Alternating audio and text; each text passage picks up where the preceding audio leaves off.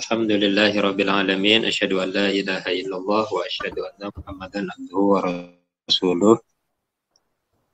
Puji serta syukur kehadirat Allah Subhanahu wa taala atas segala karunia dan nikmat yang masih dan senantiasa tercurah dan terlimpahkan kepada kita.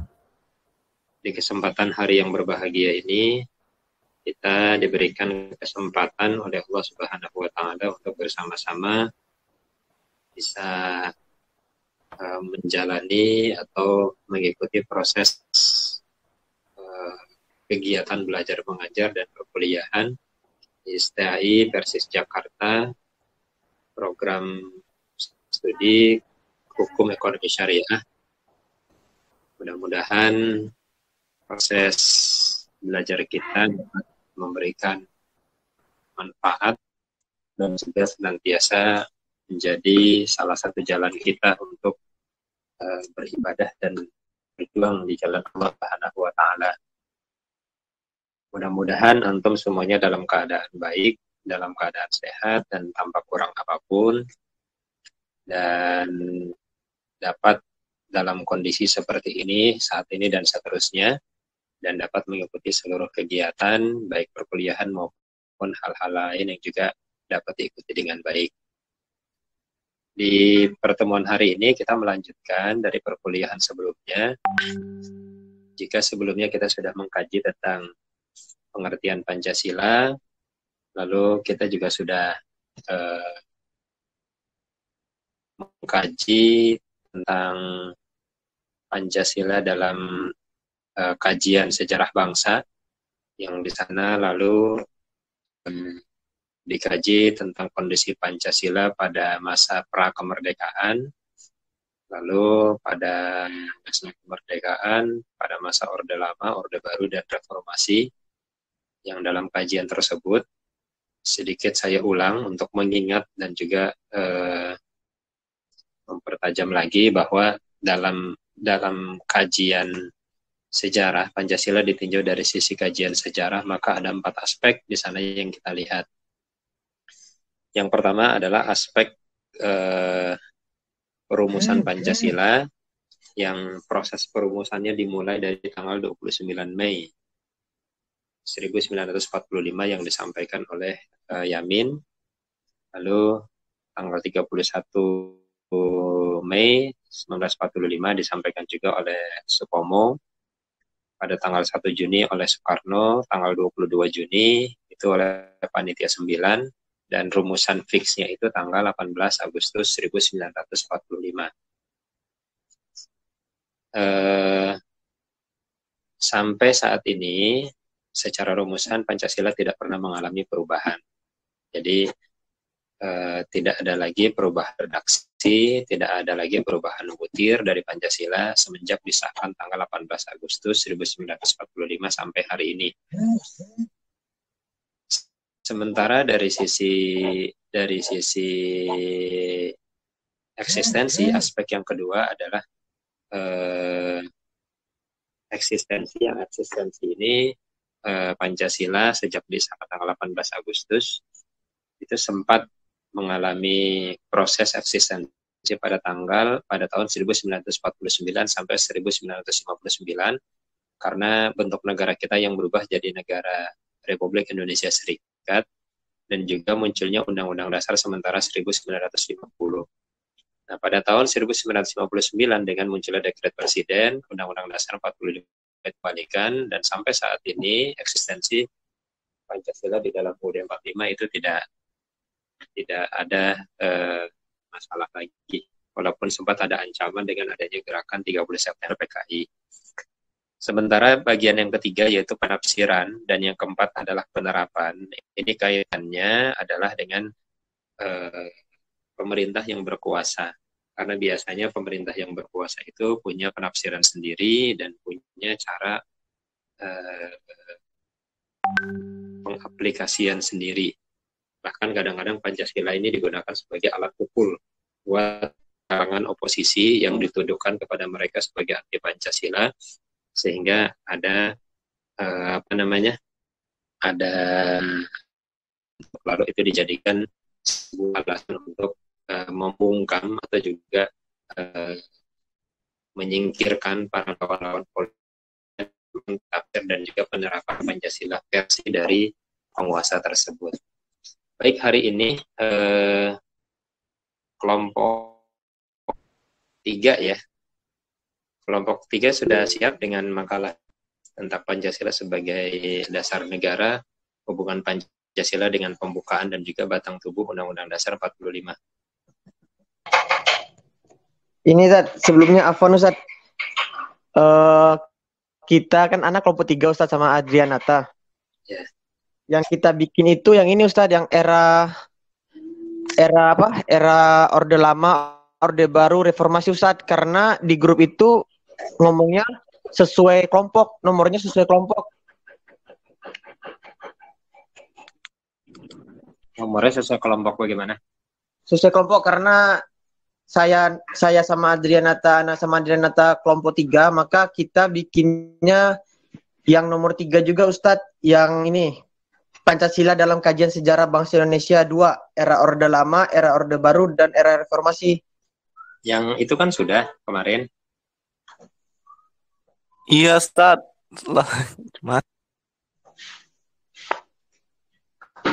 Gimana? Yang kemarin kan itu sudah. Lalu berarti ada dua makalah tentang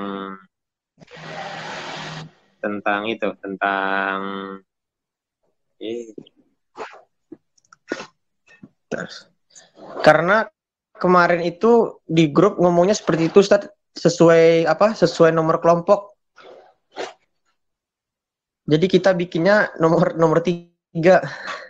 Ya enggak, maksud saya, jadi sekarang itu yang makalah itu ada 2 makalah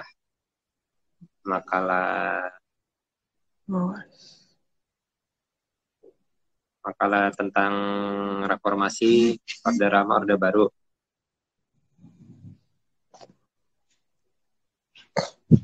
Yang kemarin ini ya, si Rifki ya.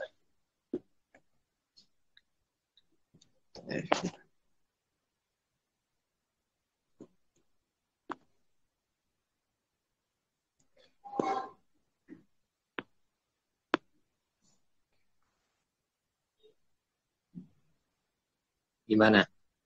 Ya, jadi ada 2 makalahnya gitu. Iya Ustaz. Ya, waktu kemarin disampaikan kok nggak ada informasi, nggak ngomong apa-apa. Kemarin.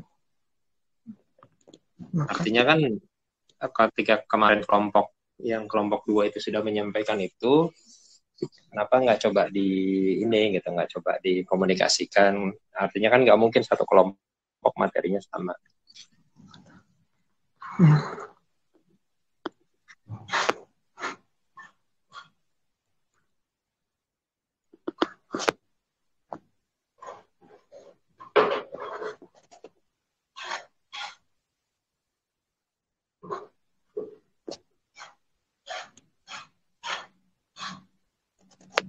Gimana?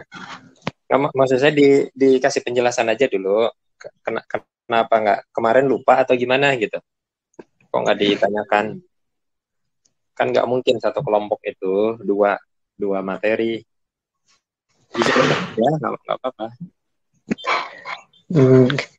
Iya, kayak ini lupa kayaknya tadi. Iya. Jadi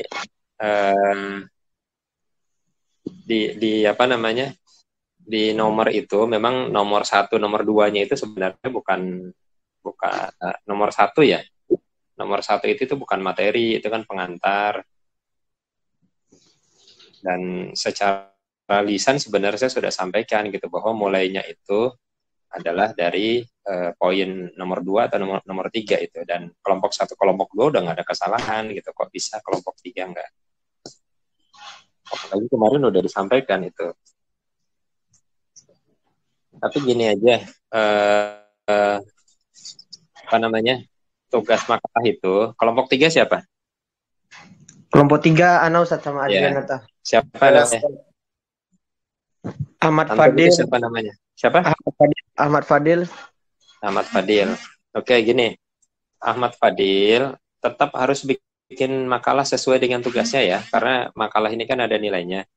Saya nggak bisa ngasih nilai kalau nggak ada makalahnya. Lalu yang kedua, juga nggak mungkin lalu makalahnya sama. Untuk masalah hari ini tidak masalah, ya tidak masalah kalau misalkan ternyata nggak bisa menyampaikan, tapi makalah itu tetap harus dibuat.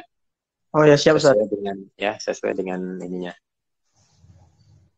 Oke, saya kasih Saya kasih pengantar sedikit tentang perkuliahan yang materi hari ini, ya. Tentang perkuliahan hari ini yang materinya itu adalah tentang hubungan Pancasila dengan Undang-Undang Dasar 1000 pembukaan UUD 45 dan juga hubungan Pancasila dengan batang tubuh UUD 1945. Yang pertama, Pancasila hubungannya dengan pembukaan Undang-Undang Dasar 1945 itu ada dua hubungan. Ya. Ada dua hubungan. Yang pertama adalah hubungan formal, yang kedua adalah hubungan material. Yang dimaksud dengan hubungan formal adalah hubungan resmi. Apa sih hubungan resmi antara Pancasila dengan Undang-Undang Dasar 1945?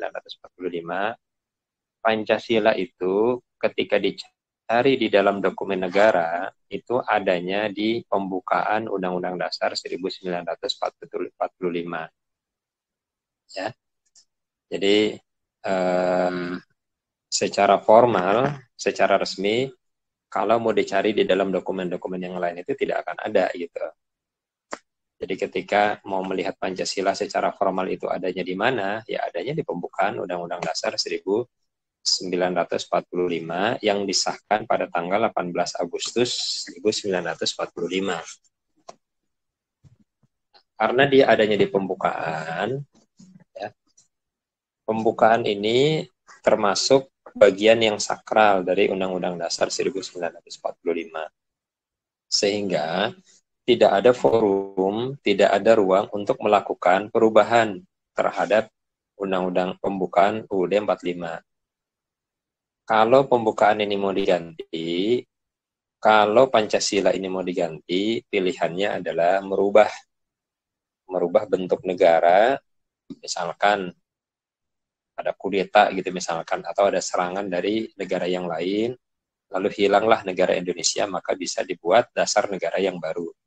Tetapi selama masih negara berdasarkan yang diproklamasikan pada tanggal 17 Agustus 45, maka bentuknya masih akan berbentuk Pancasila yang ada di dalam pembukaan UUD 45. Dan ini sekali lagi tidak ada perubahan.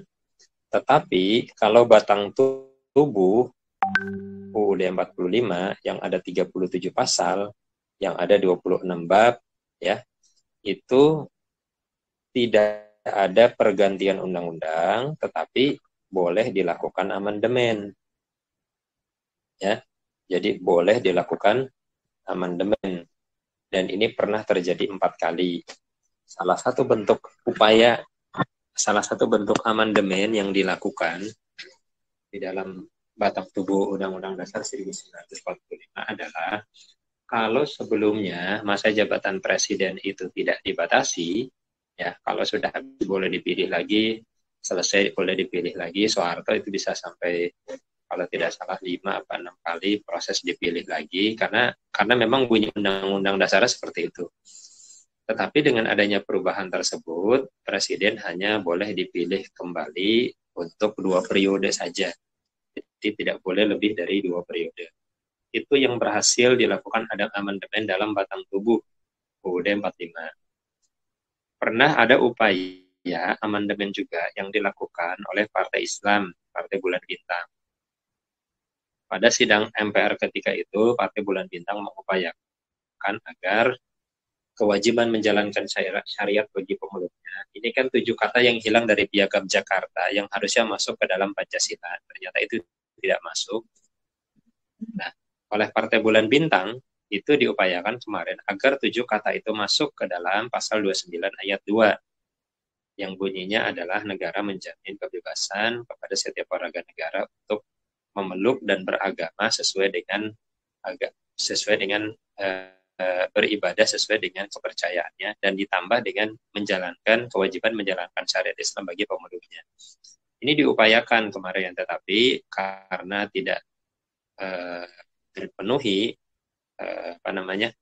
quorum, bukan quorum, tidak terpenuhi suara mayoritas yang di MPR untuk melakukan perubahan itu, sehingga perubahan itu tidak terjadi. Tetapi kalau masa jabatan presiden itu terjadi. Nah, itu batang tubuh. Jadi kalau batang tubuh masih boleh berubah, ya, batang tubuh masih boleh berubah, tapi kalau pembukaan ini tidak boleh berubah. Dan Pancasila itu ada di dalam pembukaan Undang-Undang Dasar 1945 alinea keempat. Sehingga hubungan formalnya itu seperti itu. Jadi kalau ditanyakan apa hubungan formal antara Pancasila dengan pembukaan Undang-Undang Dasar 45, Pancasila ada di dalam pembukaan Undang-Undang Dasar 45 alinea keempat. Itu hubungan formal. Nah, lalu yang kedua, ada juga hubungan material, hubungan materi antara Pancasila dengan pembukaan. Kalau dirunut, aturan perundang-undangan kita, itu tertingginya itu adalah Pancasila. Ya, tertingginya adalah Pancasila, karena Pancasila adalah dasar negara. Pancasila itu adanya di mana? Adanya di alinea keempat, Undang Pembukaan UUD 45. Pembukaan UUD 45 itu ada berapa alinea? Ada 3 alinea.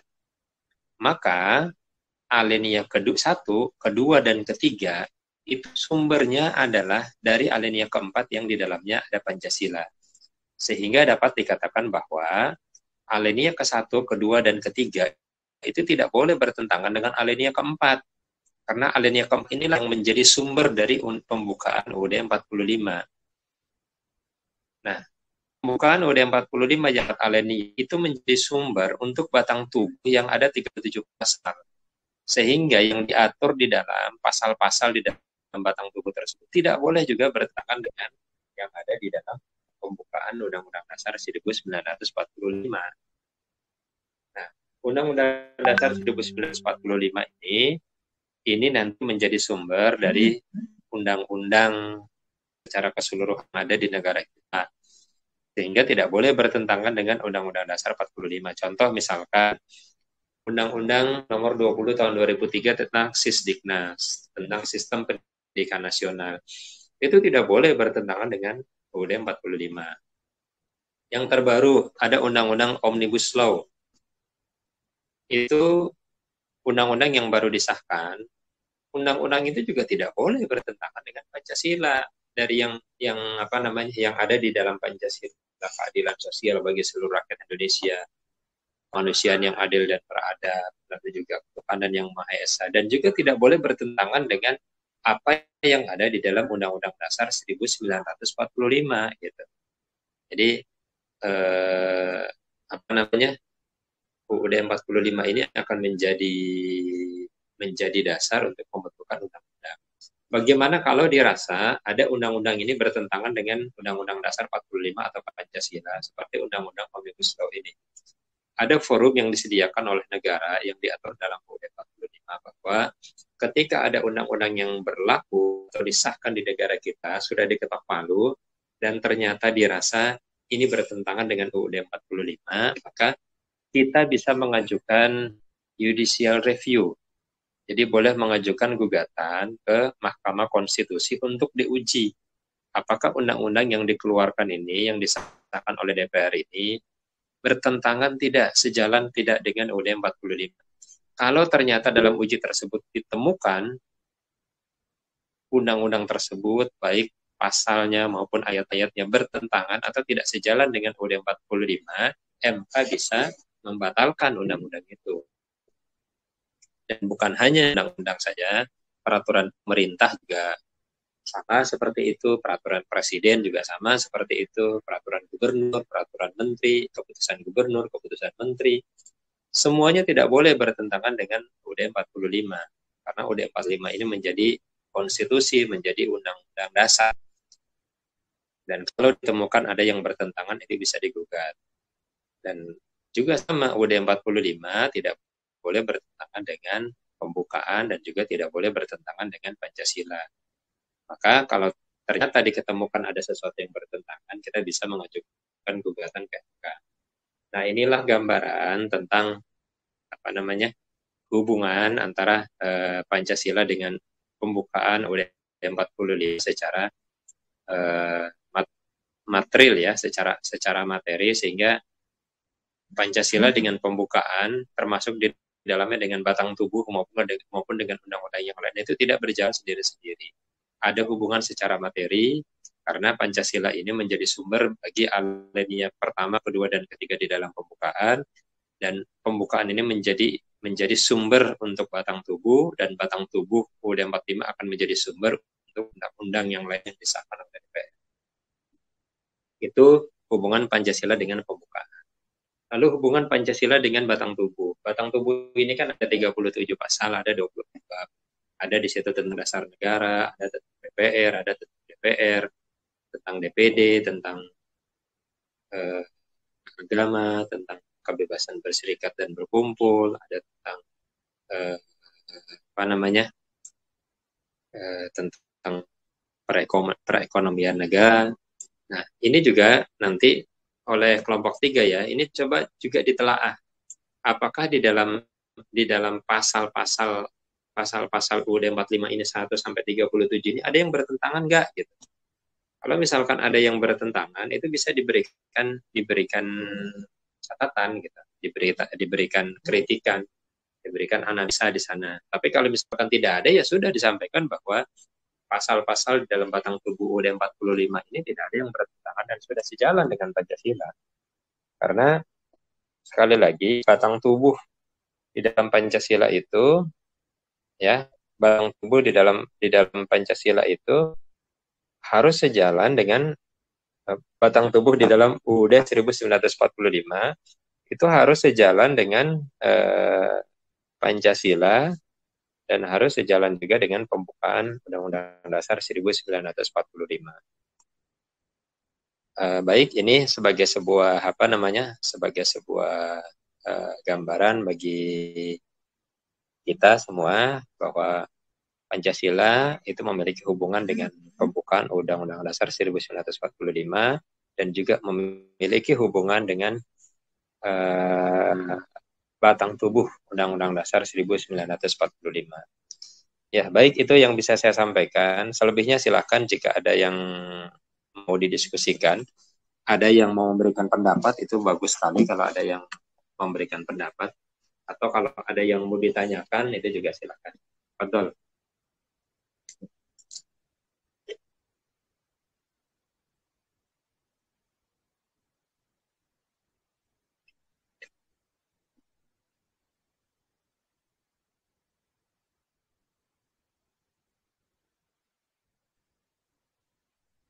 Bisa dipahami nggak sampai sini?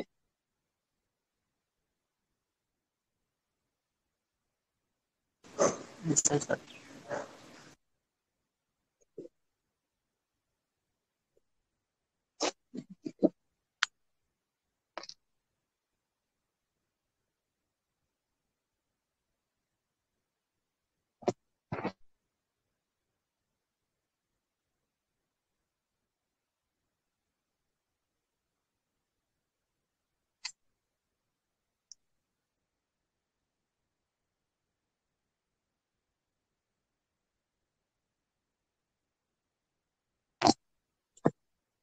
Arwan, gimana? Bisa dipahami?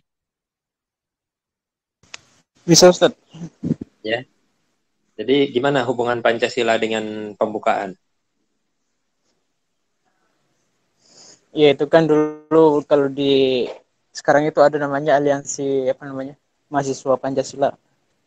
Ya. Ya, mereka ada di sana perbedaan perhal tadi ya, Ustaz, ke hubungannya tuh, konektivitasnya itu. Nah, mereka mengatakan Pancasila sama UUD itu ya berpisah. Nah, ini kemudian menjadi satu kajian yang urgen juga ya kalau kita dibahas. Nah, yang menjadi persoalannya itu menurut yang saya ada nggak dengar ya, Ustaz? Ya, ya dengar Mas. Nah, jika misalkan kalau di kajian hukum itu kan ada namanya hierarki undang-undangan ya di pasal 12 tahun 2011. Yaitu undang-undang dasar itu yang menjadi rujukan dari undang-undang apa namanya TAP MPR, terus peraturan pemerintah, peraturan presiden sampai peraturan daerah. Ya, Ya, Ustaz. Nah, iya ini betul yang betul. kemudian menjadi bahan sorotannya itu uh, di dalam misalnya itu ada terbuat Pancasila itu sumber apa namanya sebagai sumber hukum dari segala sumber hukum kan. Ya, Nah, akan tetapi jadi pertanyaannya kenapa dari hukum-hukum yang berkaitan tentang masalah pidana itu tidak mencerminkan dari Undang-Undang Dasar 45 itu. Nah, iya. lebih bercondong kepada ke Undang-Undang Warisan Kolonial Belanda yang kemudian hari ini menjadi apa namanya masalahnya itu di sana Ustaz. Nah, kenapa undang-undangnya itu cuma bersifat apa ya? Bukan bersifat sih, tapi lebih dominannya itu daripada undang-undang yang beraroma kerupakan daripada Undang-Undang Dasar 45 itu. Nah, gitu Ustaz.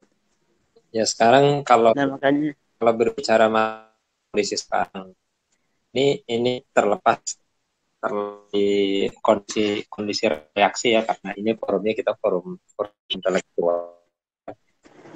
Saya menghargai teman-teman kalau di jalan, dari mahasiswa, buruh dan sebagainya. Dari antum, kalau misalkan saya tanyakan undang-undang omnibus law ini sejalan nggak dengan UUD 45? Kalau misalkan antum anggap tidak sejalan, sehingga kan buruh ini sekarang apa namanya mengajukan judicial review tuh. Mengajukan judicial review itu artinya menganggap bahwa undang-undang ini tidak sejalan dengan UUD 45. Nah, di antara antum ada nggak yang bisa memberikan pendapat ini undang-undang ini sejalan tidak dengan UUD 45? Kalau tidak sejalan, pada bagian mana gitu yang tidak sejalan? ya, sebenarnya Anda juga belum pahami tentang masalah undang-undang omnibus law itu. Karena belum baca ya. Nah, termasuk termasuk ya, soalnya banyak banget Ya soalnya. emang harus dibaca. Termasuk dari ya orang yang termasuk wakil ketua DPR itu sendiri kurang paham juga masalah undang-undang omnibus law itu. Enggak, Di terlepas dari itu. Kalau itu kan aib mereka lah ya. Itu aib mereka, salah mereka. Sekarang kenyataannya itu nah, dibaca atau tidak oleh DPR itu sudah diketok palu dan sudah sah. Gitu. Nah, nah itu dia. sekarang tugas kita adalah, jika misalkan menganggap bahwa apa namanya undang-undang ini bertentangan dengan Undang-Undang 45, maka kita tunjukkan gitu pada bagian mana yang ini tidak sesuai. Ya termasuk di dalamnya kan undang-undang ini ada beberapa klaster gitu. Pada klaster mana? Apakah klaster tentang ketenaga kerjaan, apakah klaster di pendidikan atau yang lainnya? Dan memang tuntutannya ya kita mau ngomong harus baca gitu. Sehingga saya ingin memberikan apresiasi kalau misalkan di antara antum ada yang bisa menunjukkan itu gitu. Tidak usah semua, salah satu bagiannya saja gitu. Kalau di perburuhan, di ketenaga kerjaan pada pada bagian mana, sehingga memang kita ya karena forum kita ini forum intelektual gitu ya, jadi persoalan mereka baca atau tidak sebelum disahkan, kenyataannya sekarang ini sudah diundangkan gitu, sudah diketok palu. Nah, bisa nggak kita menunjukkan itu gitu?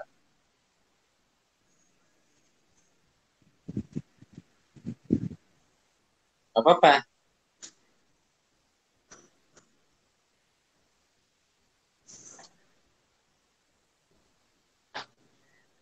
Oh, oh.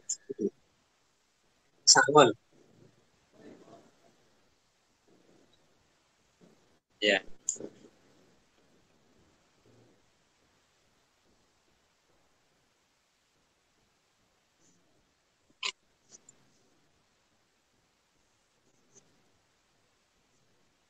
Ya.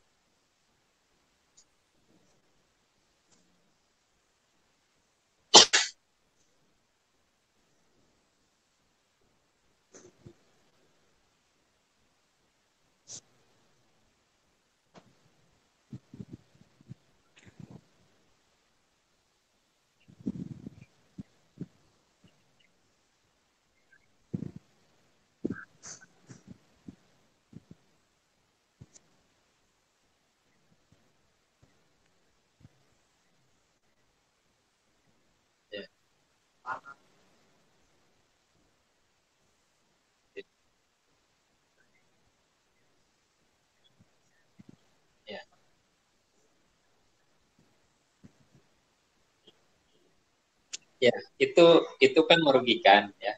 Itu merugikan. Itu bertentangan nggak dengan Undang-Undang Dasar 45?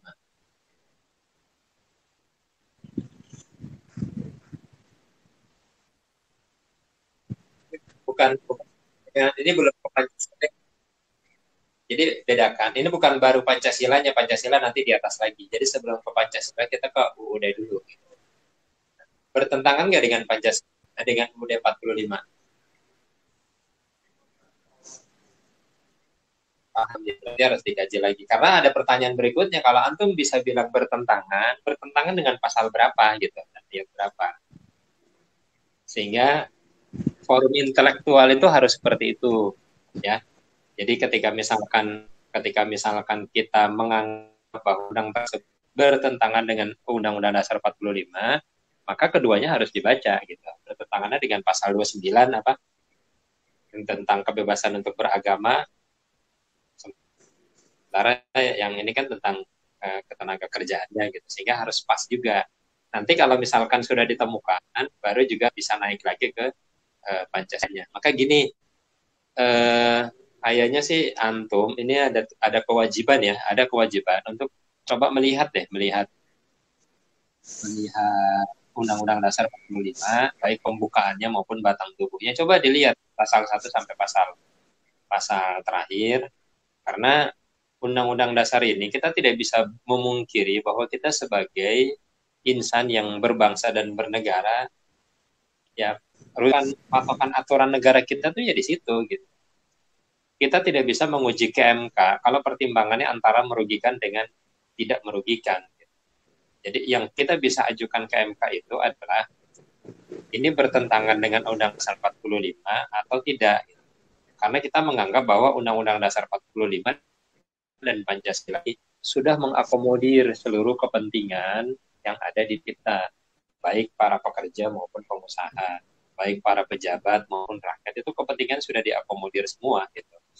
Sehingga salah satu bagiannya adalah bisa melihat perbedaan itu. Kalau misalkan ternyata di dalam Undang-Undang Dasar 45 itu ada belum mengakomodir salah satu bagian tertentu dari bangsa ini, belum mengakomodir satu elemen, maka tak menutup kemungkinan bahwa Undang-Undang Dasar 45 ini juga bisa diamandemen gitu melalui sidang umum MPR gitu. Di sidang umum MPR itu salah satu tugasnya adalah kalau perlu amandemen dan oleh MPR. Nah, maka ininya seperti itu ya, Pak ya. Kalau misalkan ingin melihat undang-undang kita, dilihat bunyinya seperti apa, lalu dilihat di UUD 45 tidak sejalannya dengan yang mana gitu. Karena kita sudah yakin, sudah percaya bahwa Pancasila dan UUD 45 ini sudah mengakomodir semua kepentingan orang. Tapi kalau misalkan dilihat masih ada yang belum terakomodir, itu bisa dilakukan dengan melakukan amandemen ke 1990 Undang-Undang Dasar 1945. Tapi Ustadz, ini kalau kita dilihat dari segi kontradiksinya di Undang-Undang Cipta Kerja ini, Omnibus Law, itu saya lihat dari dari sudut prosedurnya, prosedur pembentukan hukum. Kalau misalkan kita kaji dari segi hukum ketatanegaraan Indonesia, kan kita tahu bahwa Indonesia ini kan menganut sistem hukum kontinental. Yeah. Nah, ini yang kemudian menjadi masalahnya, berarti yang tadi saya sebutin pasalnya tadi, bahwa undang-undang yang dibentuk itu harus tidak bertentangan dengan undang-undang di atas. Iya. Nah, ini berdasarkan prosedur yang tadi yang saya bilang tadi. Nah, kemudian undang-undang Omnibus Law ini dia bersifat merangkul, yang di fokus presidensial. Nah, ini yang kemudian menjadi masalahnya di situ. Nah, makanya yang waktu ada menarik kajian yang kemarin kita sempat adakan di Ciputat ya, Tangerang Selatan. Nah, ini yang menjadi masalahnya di dalam pembentuk struktur prosedurnya Ustaz. Ya, ini kan berangkut yang bentuk ini kan diinisiasi oleh Presiden Joko Widodo ya setelah pelantikan kemarin. Nah, yang inisiatif besarnya kan Joko Widodo. Nah, yang kemudian dari segi ininya hierarki perundang-undangnya itu ini enggak memenuhi syarat-syarat yang sudah ditentukan dalam perundang-undangan pembentukan undang dari karena Anda juga sempat belajar ilmu hukum juga ya. Jadi kalau kita lihat lah, kalau misalkan di hukum tata negara gimana cara pembentukan hukum, karena di sana ada hukum formal, ada hukum material. Nah, dari segi hukum formal ini yang kemudian nggak dipenuhi di undang-undang Omnibus Law itu. Yang tadi yang saya sebutkan ini yang bertentangannya itu tadi, ini yang bersifat di titik fokusnya kepada instruksi dari presiden itu sendiri daripada undang-undang di sebelah Undang-Undang Dasar 45.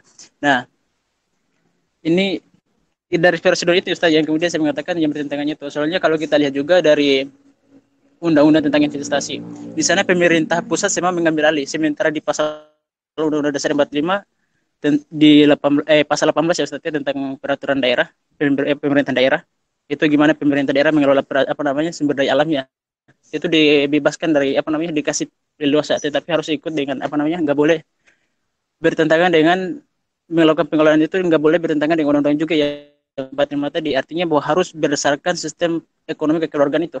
Nah itu. Nah ini yang kemudian di sini di undang-undang Omnibus Law ini benar semuanya harus undang-undang tentang masalah investasi dari sumber daya daerah semuanya harus ditarik ke pusat. Nah, ini yang menjadi oligarki itu. Nah, ini yang bakal menjadi salah satu pertentangan di dalam sistem hierarki perundang-undangan yang kemudian dari hukum yang itu yang kewenangan daerah lalu ditarik ke pusat. Iya, ke pusat semuanya ditarik ke pusat. Itu bertentangan dengan pasal 18 batang tubuh gitu. Iya. Nah, ya sudah itu berarti itu bisa diajukan ke MK gitu. Karena kalau itu dari sisi substansi. Yeah. Cuma pertanyaan saya, MK itu kan mengadili dari sisi substansi. Artinya kalau misalkan dalam materi undang-undang bertentangan dengan batang tubuh UUD 45. Sementara Omnibus Law ini bukan hanya masalah substansi, tapi juga adalah masalah prosedural gitu. Iya, prosedural. Nah, prosedural ini bisa nggak digugatkan ke MK atau ada nggak forum menggugat masalah prosedural ini? Ada nggak forumnya gitu? Karena MK itu kan mengadili substansi gitu, mengadilinya materi bukan prosedural, sehingga prosedural ini kan kalau kita lihat ini kan pemerintah sedang memainkan politik ya, jadi memainkan prosedur karena mereka punya kekuasaan di sana.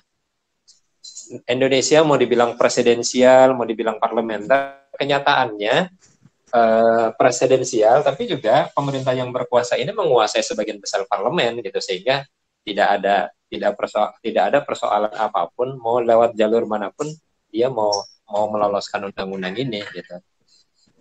Makanya tadi gitu, ada nggak jalan untuk mengadili prosedur ketika misalkan undang-undang ini lahir dari sebuah prosedur yang salah? MK bisa nggak mengadili itu? Yang antum tahu?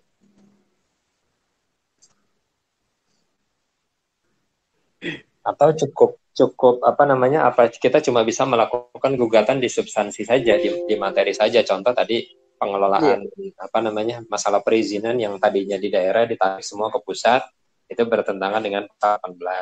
Kalau itu kan materi gitu. Iya. Apa cukup materi saja atau bisa juga nih mengajukan gugatan prosedur?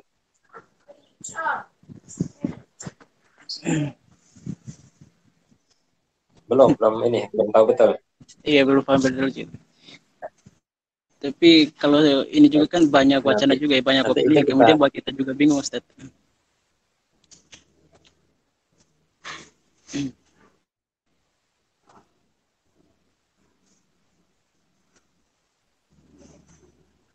Secara materi gitu ya, secara material, artinya ini kaitannya dengan hierarki peraturan di negara kita.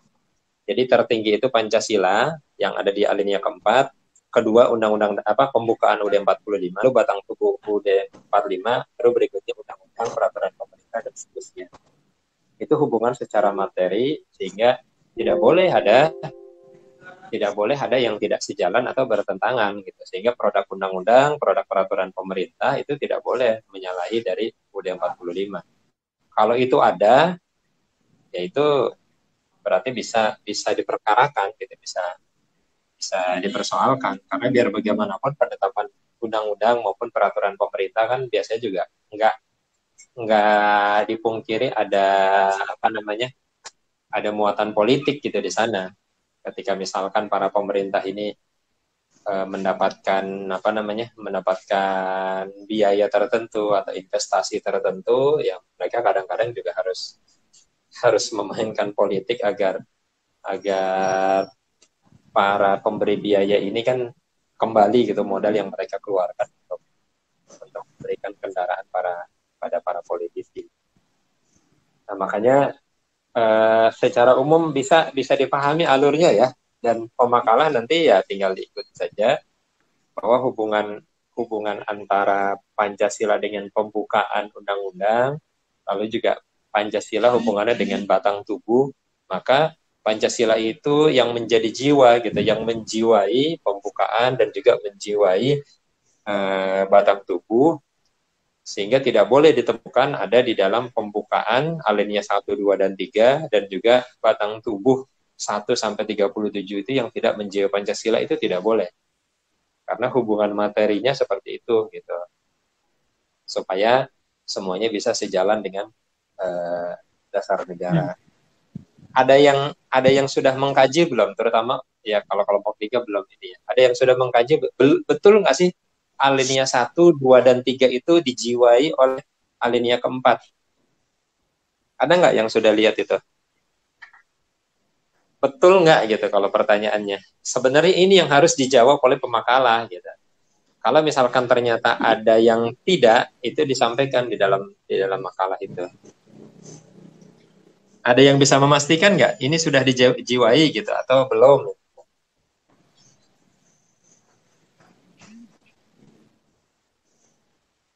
Atau nggak tahu?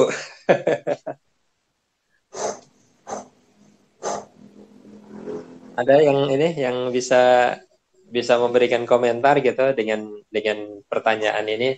Apakah betul pembukaan Undang-Undang Dasar 45 yang 4 alinea tersebut, alinea 1, kedua, dan ketiga itu sudah dijiwai oleh Pancasila yang ada di alinea keempat?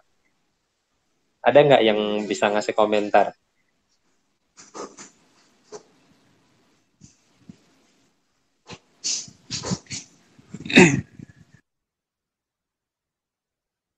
Kayaknya belum berani ya. Lalu yang kedua, coba nanti dilihat batang tubuh pasal 1 sampai 37. Dari setiap pasal-pasalnya, dari setiap ayat-ayatnya, betul nggak sudah dijiwai oleh Pancasila? Dan sebenarnya ini yang harus diuraikan oleh pemakalah hari ini. Menunjukkan detail per pasal gitu ya, pasal 1 sampai pasal 37, pasal 1 bagaimana, apakah sudah dijiwai, pasal 2 bagaimana, apakah sudah dijiwai, sehingga nanti sampai kepada kesimpulan bahwa ya bisa saja kesimpulannya seluruh pasal yang ada di dalam batang tubuh itu sudah dijiwai oleh Pancasila, tapi ditunjukkan gitu bukti-buktinya.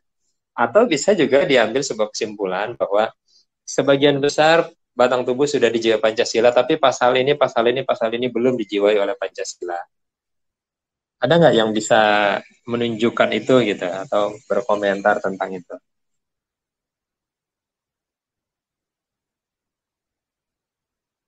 Belum ya? Halo? Bisa diulangi Ustaz itu kurang dipahami. Ya, coba ditelaah ya. Coba ditelaah pasal 1 sampai pasal 37 ya. Kan ada 37 pasal nih.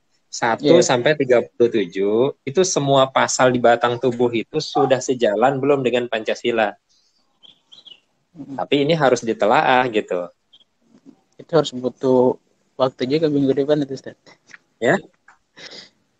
Iya, kalau buat dikaji itu kan pasti dibahas per pasalnya dulu kan sebelum kita memahami. Iya, dilihat per pasal gitu. Dan ini yang harusnya dikaji oleh pemakalah. Jadi pasal 1 bunyinya apa? Sejalan nggak dengan Pancasila? Sejalan. Pasal 2 bunyinya apa? Sejalan nggak dengan Pancasila? Sejalan. Pasal 18. Jadi kita belum ke bawah ya. Ini baru UUD 45 dengan Pancasila.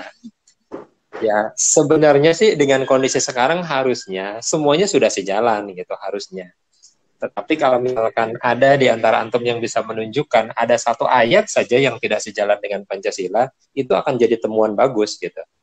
Dan ini bisa jadi bahan diskusi yang luar biasa gitu. Kalau ternyata ada satu ayat saja atau ada satu pasal yang belum sejalan dengan Pancasila gitu.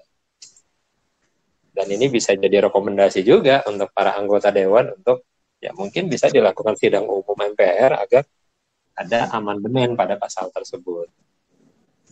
Contoh misalkan presiden itu kan dibatasi masa jabatannya 2 periode. Itu sejalan nggak dengan Pancasila?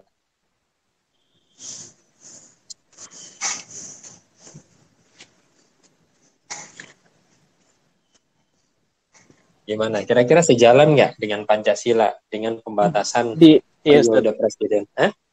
Di UUD Dasar 45 itu kan dia nggak bersifat terperinci ya, yang bahas tentang masalah batang undang-undang itu. Batang Enggak. tubuh Jadi undang-undang. Nah, di batang tubuh itu kan ada bunyi bahwa presiden itu hanya 2 periode gitu. iya, pasal Lalu pasal 5-nya ya. ya pasal Iya. 5. Lalu kalau dilihat dari 5 sila itu, 5 sila, ini sesuai dengan Pancasila sila berapa?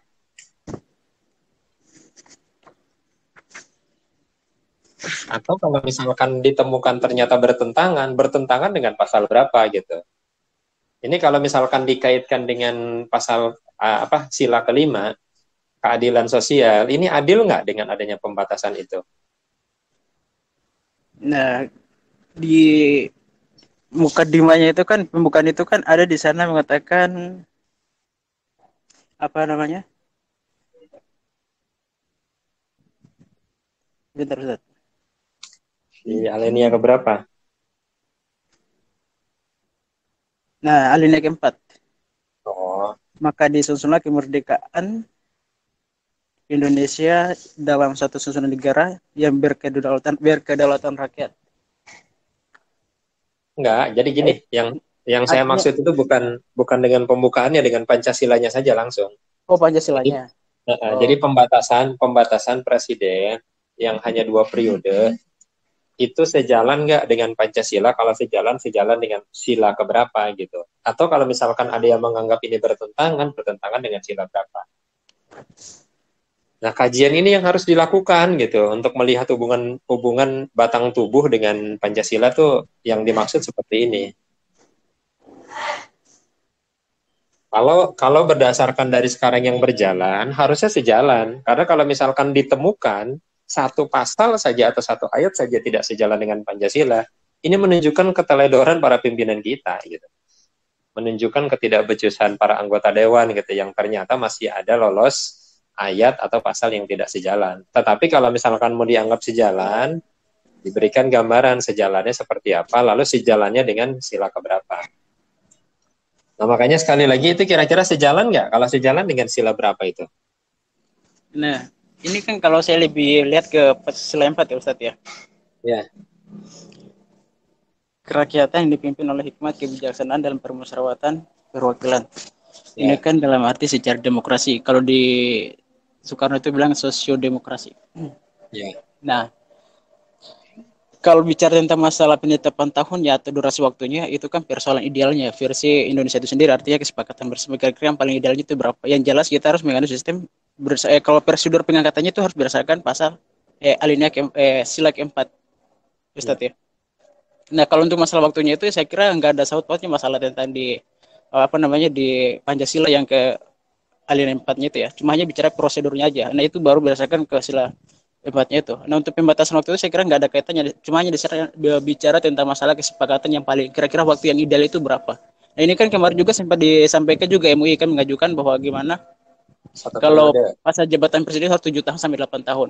Ada juga dari Partai PKB misalkan membantah. Saya rasa ini udah merasa bahwa yang pemerintahan 5 tahun itu masih ideal kayak gitu. Berarti menunjukkan bahwa di sana itu ya kesepakatan kira-kira yang paling bagus itu berapa tahun kayak gitu.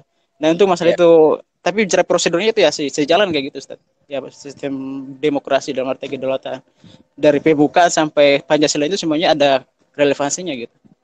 Iya.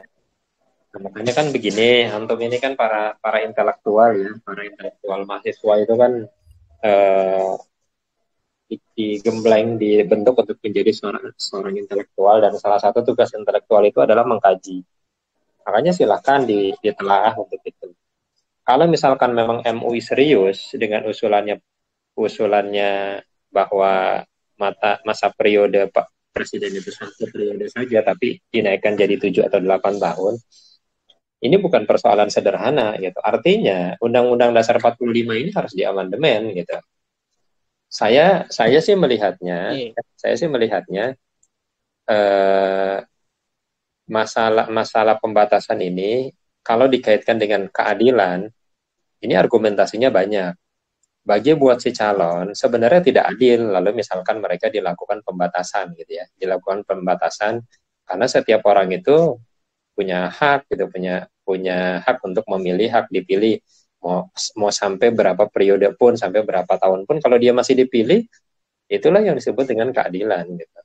Tetapi kalau dari sisi orang lain, ketika misalkan tidak bisa, tidak apa namanya, ketika misalkan dia terus sehingga yang lain tidak bisa mencalonkan juga, ya itu kan berarti jadi masalah juga. Nah, maka ini salah satu contoh saja, dan saya nggak mengkaji juga gitu. Jadi saya hanya coba menggugah gitu kan, menggugah untuk coba para mahasiswa bisa mengambil kajian itu dalam bentuk makalah, sehingga untuk kelompok 3 ya yang makalahnya belum jadi, tolong dibuat makalah bentuknya kajiannya seperti itu. Jadi pembukaan dilihat dari sisi Pancasila ini sejalan atau tidak. Lalu yang kedua, batang tubuh ini sejalan nggak dengan Pancasila, itu aja. Tetapi kalau ini bisa dibuat dengan serius gitu ya, ditelah betul, ini makalah bisa menarik, makalah ini juga bisa banyak gitu ininya, kalau betul-betul dilakukan kajian gitu terhadap apa namanya, terhadap materi tersebut. Dan ini kan tugas antum sebagai mahasiswa untuk melihat itu. Nanti saya tinggal memberikan apa namanya arahan. Dan dalam forum diskusi seperti ini, dalam kajian intelektual seperti ini, ya kita nggak perlu dibatasi dengan hal-hal tertentu gitu. Jadi apapun argumentasi antum, silakan saja, mau dibilang bertentangan, mau dibilang sejalan, kita tidak perlu terbebani lalu ada apa namanya, ada vonis dianggap sebagai pendukung pemerintah atau anti pemerintah, itu soal lain gitu. Jadi kita melakukan ini dalam forum intelektual, di mana kita menguji betul sesuatu yang dianggap sebagai sumber dalam negara kita, aturan main di dalam negara kita, untuk kita tidak asal apa namanya, tidak asal bicara, tidak asal memberikan kesimpulan, tapi ada penelaahan dan ada kajian. Dan kadang-kadang ini juga yang menjadi PR kita saat ini, ketika kebanyakan dari kita kurang menelaah tapi gampang men-share sesuatu. Jadi tidak melihat, menelaah hanya katanya gitu, katanya saja, lalu juga kita tidak baca, kita hanya percaya saja lalu yang di-share oleh orang. Karena kenyataannya apa yang di-share di media sosial itu banyak yang isinya itu tidak sesuai gitu. Dan kadang-kadang ada orang yang punya kepentingan untuk apa namanya, untuk menyebarluaskan itu. Apakah sengaja untuk membuat kacauan, atau juga bisa jadi itu menjebak gitu. Jadi sengaja dijebak supaya nanti begitu ada yang share itu bisa ditangkap. Ya, sepertinya itu saja ya untuk pertemuan kita hari ini. Sudah azan zuhur, dan ya diskusi kita akan terus berlanjut untuk pertemuan berikutnya. Tapi jangan lupa untuk pekan depan kelompok 4 disiapkan ya. Apa materinya pekan depan? Kelompok 4. Kalau yang sekarang itu kan harusnya Pancasila dengan pembukaan dan batang tubuh. Yang berikutnya apa?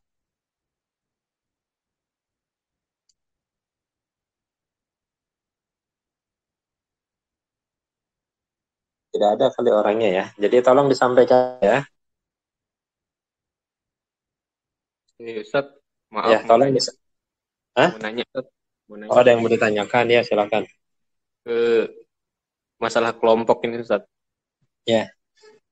Jadi kalau yang kelompok 7 berarti ini pemakalannya ini harus nomor 8 Ustaz ya? Iya. Nomor 8. Iya. Jadi kelompok itu berurutan itu dari nomor 2. Jadi bukan iya. Kalau nomor 1 makalah apa yang mau dibuat, orang itu pengantar kok. Oh iya. Iya Ustaz. Ya, jadi saya juga mohon maaf kalau ada salah ini ya, salah pengertian ya. Hanya saja tolong dikondisikan, lalu juga ingatkan teman-teman yang lain. Hanya saja rasionalisasinya nggak mungkin satu materi itu 2 kelompok. Jadi satu kelompok itu pasti satu materi. Maka ketika misalkan ada yang sama, itu berarti ada yang mungkin posisinya perlu diperbaiki. Ya, saya cukupkan dulu ya untuk pertemuan hari ini. Terima kasih atas kehadiran dan perhatiannya. Saya tutup dengan membaca hamdalah. Alhamdulillahirabbil alamin. Assalamualaikum warahmatullahi wabarakatuh. 寄り添って見つめる